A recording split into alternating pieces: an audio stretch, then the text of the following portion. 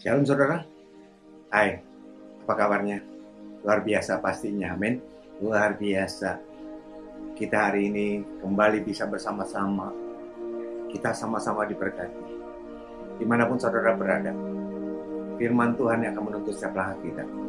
Tanpa kita sadari, kita sudah memasuki bulan Desember. Sebentar lagi kita akan meninggalkan tahun 2021. Tapi percayalah, Tuhan yang menyertai kita tahun ini, Tuhan juga yang sama yang menyertai kita tahun yang baru. Siap diberkati? Tundukkan kepala kita berdoa. Terima kasih Bapak. Hari lepas hari kami rasakan pemeliharaan luar biasa ke setiap kami. Apapun keadaan ekonomi negara kami Tuhan, apapun yang terjadi, satu hal yang kami ingat, Tuhan tidak pernah meninggalkan kami. Kami butuh firman-Mu, memasuki tahun yang baru, akhiri tahun yang lama, membawa berkat yang baru bersama dengan Engkau. Urapi hamba-Mu Tuhan, taruhkan perkataan-Mu di atas mulut bibir hamba-Mu, sehingga sungguh oleh firman-Mu setiap jemaat-Mu dimanapun mereka berada, mereka dilawat, mereka diberkati di dalam nama Yesus. Semua yang siap diberkati sama-sama katakan amin. Haleluya. Saudara, mari buka bersama dengan saya dari 1 Samuel 14 ayat 6 sampai dengan 7. 1 Samuel 14 ayat 6 sampai dengan 7. Dimanapun saudara berada, kalau saudara berkesempatan untuk membuka firman Tuhan, kita akan baca bersama-sama. 1 Samuel 14 ayat 6 sampai dengan 7. Sudah sampai di sana semuanya, amin.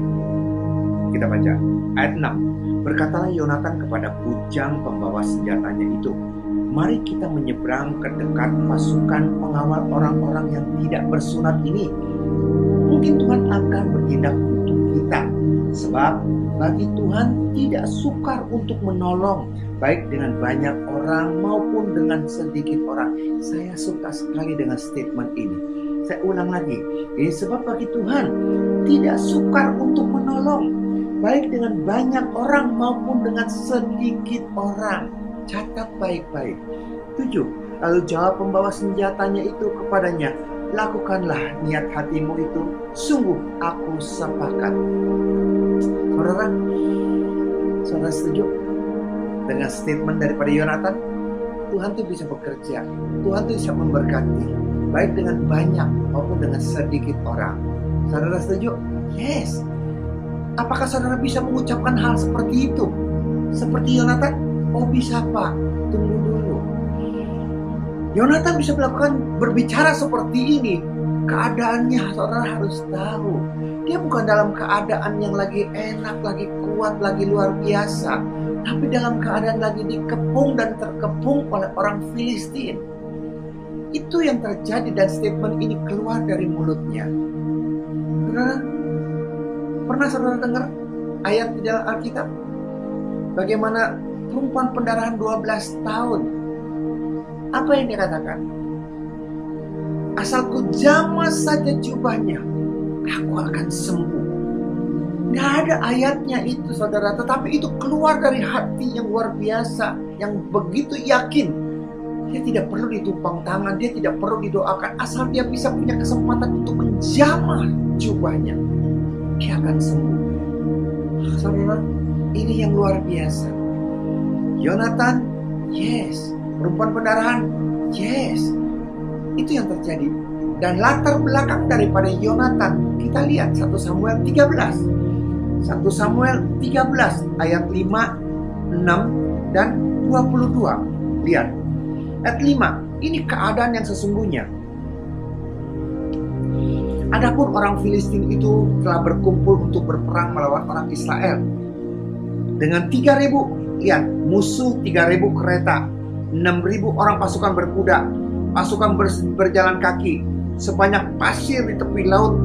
Mereka bergerak maju dan berkemah di Mikmas di sebelah timur Bet Awen. 6 ayat 6. Ketika dilihat orang-orang Israel bahwa mereka terjepit, sebab rakyat memang terdesak, maka larilah rakyat bersembunyi di gua, teluk batu, bukit batu, liang batu, dan perigi. Inilah kondisinya saudara. Musuh sudah mengepung begitu banyaknya mereka seperti pasir di laut, begitu banyaknya. Dan mereka rakyat ketakutan. bersembunyi dan melarikan diri. Dan ayat 22 lagi, lihat ayat 22-nya. Sehingga pada hari pertempuran itu, sebilah pedang atau lembing pun tidak terdapat pada seluruh rakyat yang ada bersama dengan Saul dan Yonatan. Tapi Saul dan Yonatan anaknya itu masih mempunyainya. Haleluya saudara. Luar biasa saudara. Perang itu biasa, tapi perang yang seperti ini tuh baru luar biasa. Kenapa? Dikepung dengan begitu banyaknya. Rakyat terkucar-kacir, ketakutan, bersembunyi, melarikan diri. Dan yang ada punya senjata cuma dua, Yonatan dan Saul. Saudara, kalau kekuatan imbang saja dengan senjata dua, nggak mungkin menang. Kalau kekuatan sama tanpa senjata, apalagi kekuatannya minoritas, dia begitu powerful. Ini minoritas dan senjata juga cuma dua. Dan Yonatan punya, Saul punya satu. Dalam keadaan seperti itu, kira-kira dengan cara apa kita bisa menang perang? Dengan cara apa kita berperangnya? Dan dalam keadaan seperti itu, Yonatan berkata, yuk kita maju. Sebab Tuhan sanggup. Dia bisa memberkati kita. Dia bisa memberi kemenangan buat kita. Baik dengan banyak maupun dengan sedikit orang. Yes! Itu yang luar biasa. Hari ini kita boleh bersama-sama kembali menikmati firman Tuhan. Judul khotbah saya pada saat kesempatan hari ini adalah jangan putus asa. Amin. Apa saudara? Jangan putus asa. Yes. Firman Tuhan dengan indah. Lihat kembali kita di ayat ke-6. Kita lihat kembali kepada ayat yang ke-6. Berkatalah Yonatan kepada punya pembawa senjata itu, mari kita menyeberang ke dekat pasukan pengawal orang-orang yang tidak bersunat itu. Mungkin Tuhan akan bertindak untuk kita. Sebab lihat, bagi Tuhan tidak sukar untuk menolong, baik dengan banyak orang maupun dengan sedikit orang. Pegang baik-baik saudara.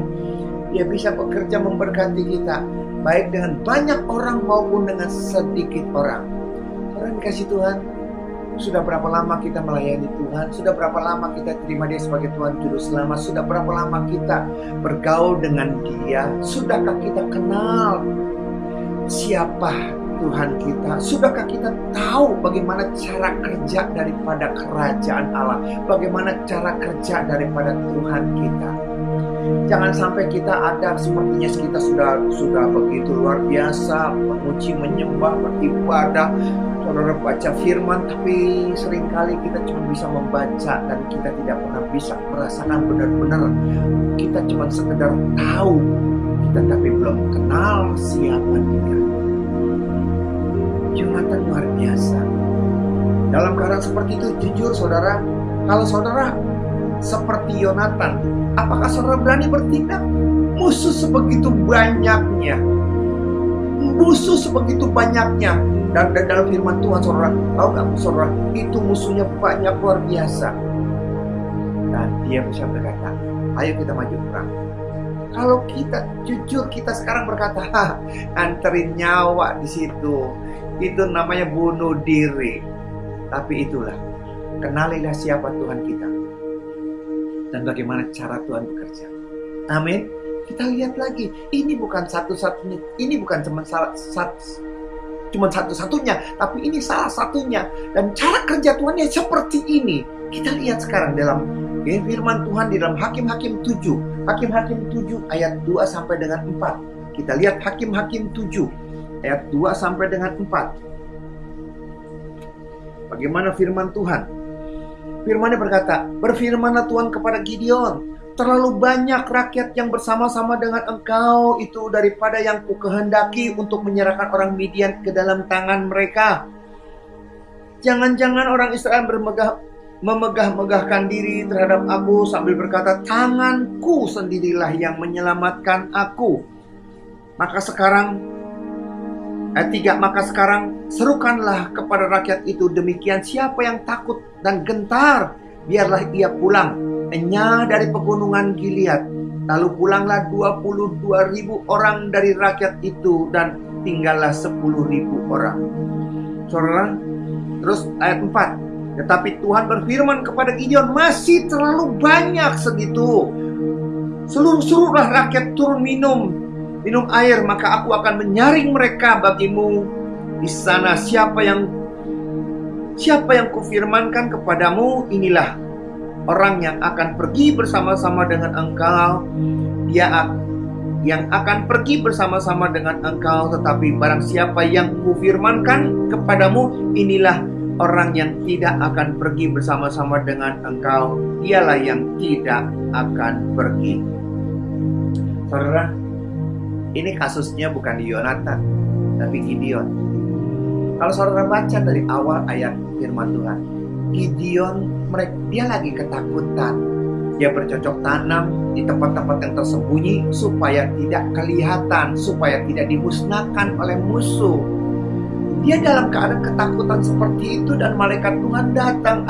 Pahlawan yang gagah perkasa. Dia berkata, nggak salah, orang lagi bersembunyi. Nggak salah, orang lagi ketakutan. Dibilang pahlawan, ngaco kali. Orang dia lagi ketakutan. Tapi malaikat berkata, hai pahlawan yang gagah perkasa. Dan akhirnya Gideon diutus untuk membebaskan rakyat. Ini yang terjadi. Dan Tuhan berkata, pilih pasukan. Itu pasukan yang siap berperang ada 32.000. Saring mereka.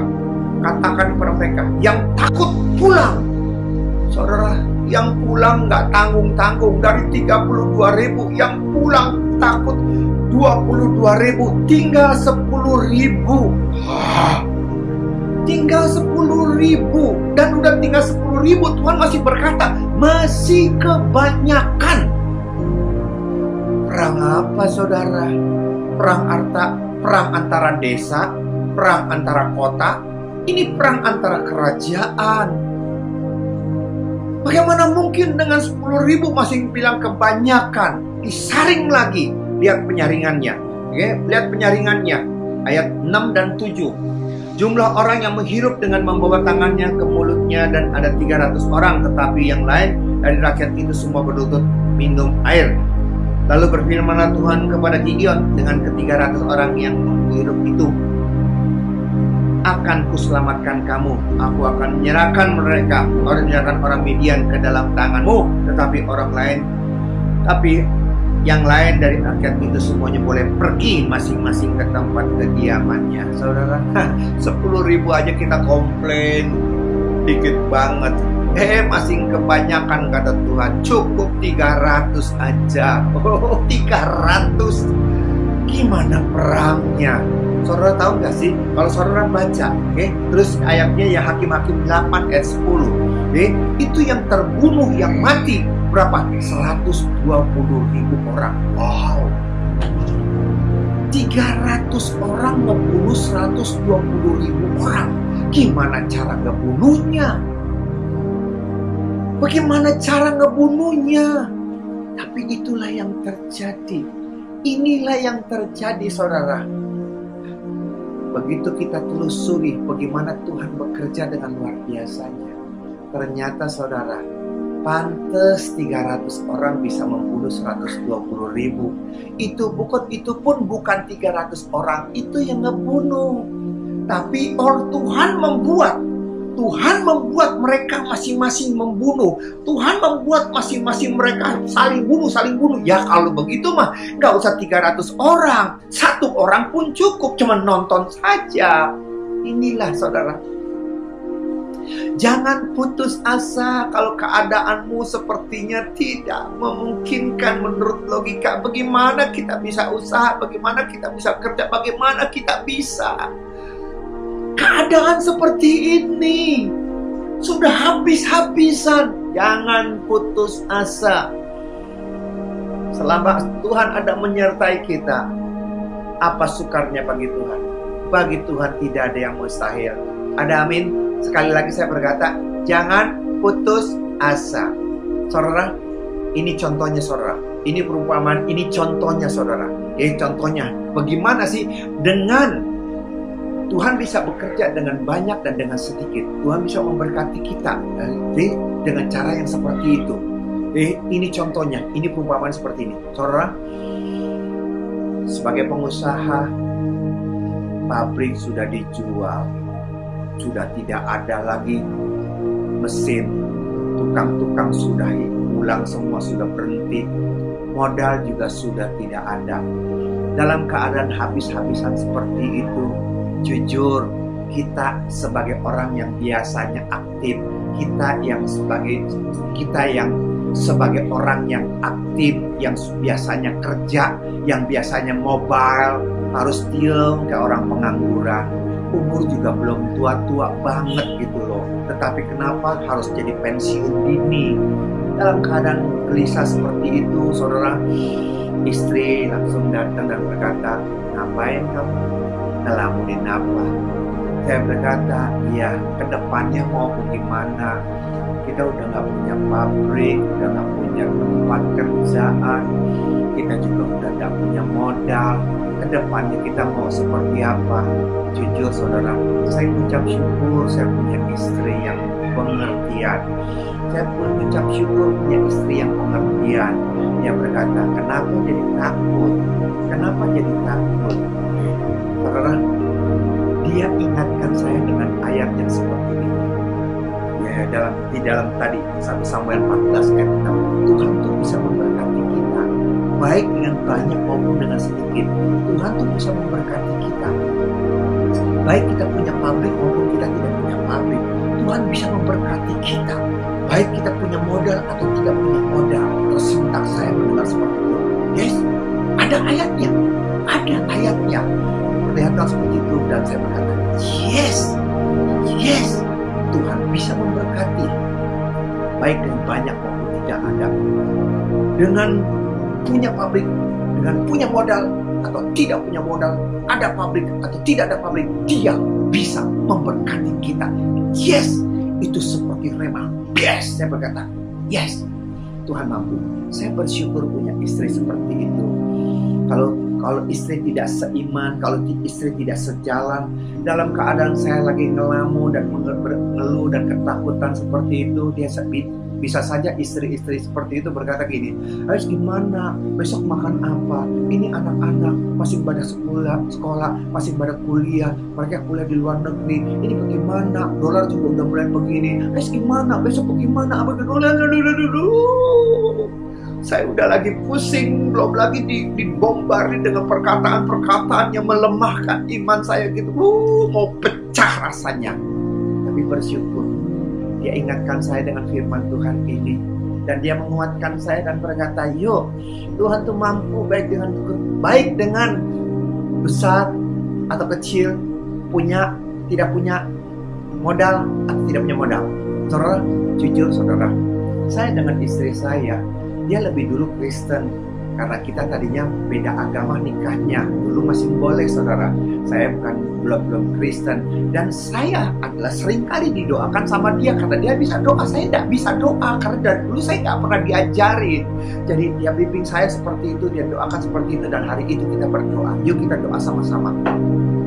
Tuhan berkati, Tuhan tutup puasa dan saya, Tuhan bisa memberkati sekalipun kami tidak punya modal, sekalipun kami tidak punya pabrik. Kalau Tuhan mau bekerja bagi Tuhan tidak ada saya, terima kasih Tuhan, kami percaya Tuhan bisa memberkati sekalipun kami tidak punya apa-apa. Haleluya, amin. Yes.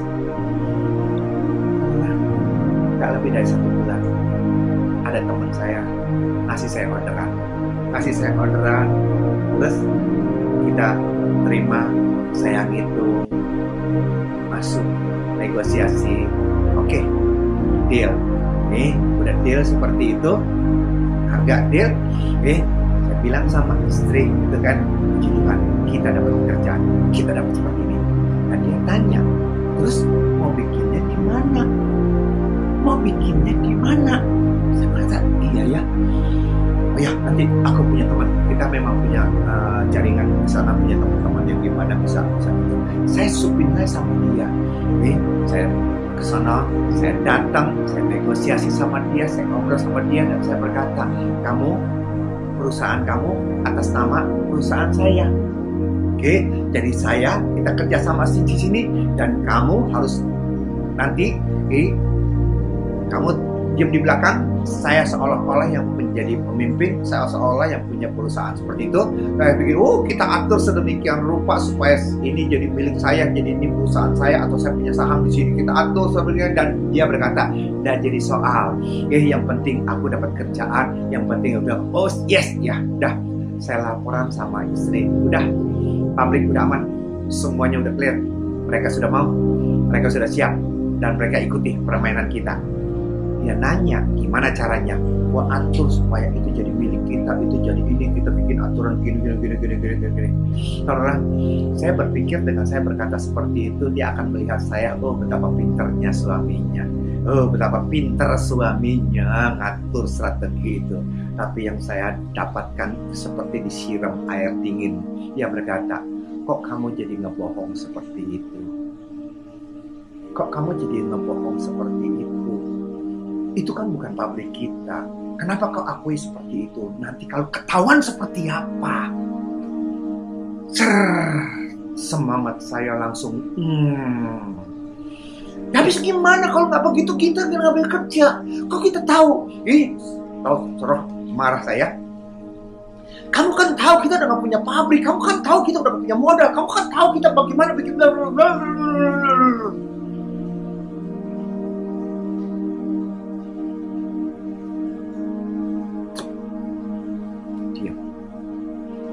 Dia tidak emosi, dia tidak marah. Dia cuma mengembalikan kepada kita, kepada saya. Kamu tahu nggak sih proyek ini? Ini proyek yang kita minta kepada Tuhan. Iya. Kita berdoa, ingat waktu bulan lalu? Iya. Apa yang kita pegang waktu itu? Tuhan bisa memakai, memberkati kita, baik dengan banyak maupun dengan sedikit, baik dengan modal dan tidak punya modal, baik dengan punya pabrik atau tidak pabrik. Ya tidak? Iya. Terus sekarang udah seperti ini. Kau mau ngebohong? Ya habis kalau nggak begitu gimana? Jujur aja udah sama-sama. Kalau dia nggak terima, kalau memang ini bukan rezeki kita, lupakan saja. Tapi kalau ini merupakan hasil doa kita, Tuhan bisa jawab, Tuhan bisa bikin, Tuhan bisa atur. Jujur saudara, saya tuh orang otak, pakai otak mikir logika gitu loh. Saya masih belum yakin dan berkata, udahlah nggak apa-apa lah. Saya mau memaksakan untuk udahlah begitu aja, udah jalanin aja. Ya berkata, terserah. Tapi kalau saya berkata, karena ini hasil daripada doa kita, kembalikan kepada Tuhan. Karena kita waktu masuk juga kita saat udah minta sama Tuhan kan kita juga udah kasih tahu bahwa kita nggak punya duit, nggak punya modal, nggak punya pabrik. Tapi kalau dia kasih sekarang kesempatan, berarti dia juga udah tahu ini keadaan kita begini. Maju aja, saudara. Untuk bisa maju, saya harus tunggu 2 hari untuk muatin saya. Kalau nggak dapat gimana? Kalau nggak dapat gimana? Kalau nggak dapat gimana? Mau kerja apa? Mau kerja apa? Mau ngapain? Mau nganggur lah. Akhirnya 2 hari saya berkata, ya udahlah, gue ikutin. Kalau memang Tuhan buat kita, tapi Tuhan ada di sana. Kita doa. Karena hari H saya datang, saya berkata, ya semuanya udah clear, semuanya udah beres, siap jalan. Terus, tapi maaf nih, aku sudah tidak punya pabrik. Dia berkata, hah? Pabrik lu yang di Bekasi gimana? Gue dijual. Tenaga kerja udah di PHK semua. Terus gimana sekarang?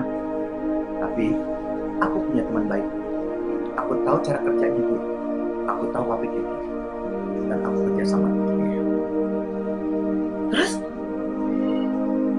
Kau di mana?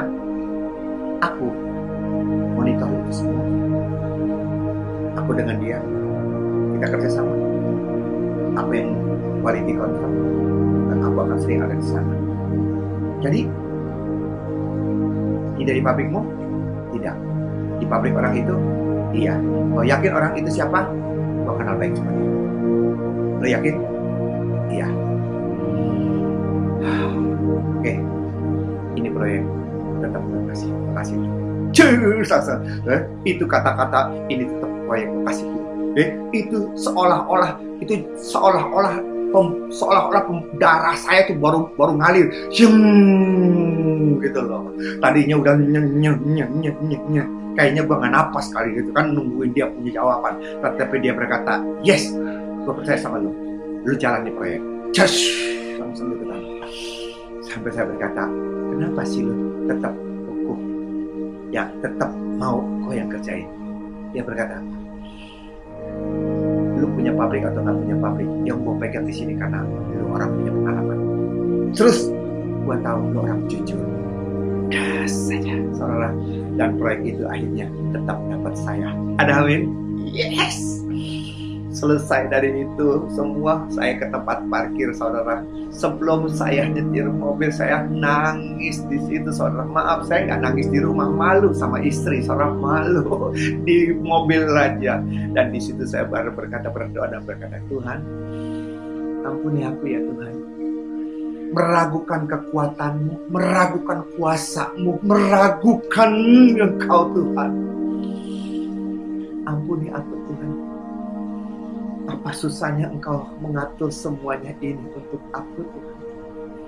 Apa sukarnya Engkau mampu memberkati baik dengan modal maupun tidak punya modal, punya pabrik maupun tidak punya pabrik. Asal kita tidak putus asa untuk tetap bersandar kepada Tuhan. Bagi Tuhan ada yang mustahil. Saya nangis di sana dan saya tidak bisa berdoa. Saya cuma berkata, Tuhan, ucap syukur Tuhan, Engkau hebat Tuhan, Engkau luar biasa. Ampuni aku Tuhan yang kalau masih meragukan Engkau Tuhan.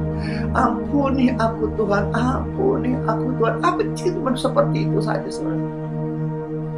Saudara, dan yang luar biasanya saudara, proyek yang saya dapatkan ini lebih besar.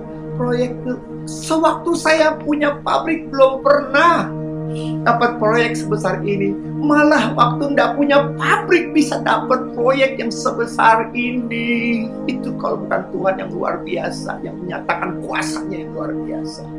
Oleh karena itu saudara, jangan pernah putus asa. Amin. COVID-19 sudah memporak-porandakan rumah tanggamu kah? COVID-19 sudah memporak-porandakan usahamu, pekerjaanmu, karirmu, pabrikmu kah? Apakah COVID-19 sudah membuat porak-poranda semua yang kau miliki? Jangan putus asa. Jangan kau berkata habis semuanya. Jangan putus asa. Gak punya modal. Jangan putus asa. Udah di PHK. Jangan putus asa. Dia sanggup. Sekalipun kau sudah di PHK, dia sanggup memberkati engkau. Sekalipun tokomu, sekalipun pabrikmu, dia sanggup untuk memberkati engkau. Tanpa harus ada toko, tanpa harus ada pabrik, dia sanggup. Jangan putus asa. Saudara, mengakhiri tahun 2021, menyambut Natal, dia datang ke dunia mencari setiap kita. Jangan oleh karena masalah COVID-19 dan habis ludes kau jadi kecewa, kau putus asa, kau tidak menyambut dia dengan sukacita. Jangan putus asa. Jangan sampai tertipu oleh tipu muslihat daripada si setan iblis yang membuat engkau down, yang menarik engkau turun ke bawah. Percayalah, Tuhan mampu, baik dengan banyak maupun dengan sedikit. Apa saudara? Dia mampu, baik dengan banyak maupun dengan sedikit. Baik punya modal maupun tidak punya modal. Baik sedang di PHK atau sedang bekerja, dia sanggup untuk memberkati kita. Ada amin. Jangan putus asa. Itu dengan kepala kita berdoa. Ampuni kami Bapa. Seringkali iblis mengecoh pikiran kami, membuat kami takut dan khawatir. Karena kami ditarik untuk melihat keadaan, ditarik untuk melihat kenyataan. Kami udah tidak punya pabrik, tidak punya toko, tidak punya modal, tidak bekerja. Apa yang harus kami lakukan? Saudara, biar penyertaan Tuhan ada terus menyertai saudara dan saya. Ingatkan dirimu, kau boleh tidak punya apa-apa, asal kau masih punya Tuhan di sana. Tuhan bisa memberikan keadaan. Ada amin. Kau boleh kehilangan apapun yang diandalkan oleh manusia. Selama Tuhan masih menyertai kita, bagi Tuhan tidak ada yang mustahil. Mampukan mereka Tuhan, kuatkan mereka, sehingga setiap kami dan dalam keadaan keputus asa, dalam keadaan kekecewaan, dalam keadaan habis-habisan, kami tetap bangkit, tetap bersemangat, tetap yakin kami akan bangkit bersama dengan Tuhan. Hamba-Mu sudah selesai berbicara, tapi biar Roh Kudus terus berbicara, mengingatkan pada setiap mereka pribadi lepas pribadi. Memberkati negara kami Tuhan, Presiden, Wakil Presiden, Gubernur, Dokter, Suster, dan semua jajaran sampai yang terendah. Tutup pembus dan kuasa darah-Mu, urapi Tuhan, pulihkan ekonomi negara kami. Di dalam nama Yesus, semua yang sudah diberkati sama-sama katakan, amin. Amin. Demikian firman Tuhan, saudara. Sampai jumpa dalam sesi yang akan datang. Tuhan Yesus memberkati kita. Amin. Shalom.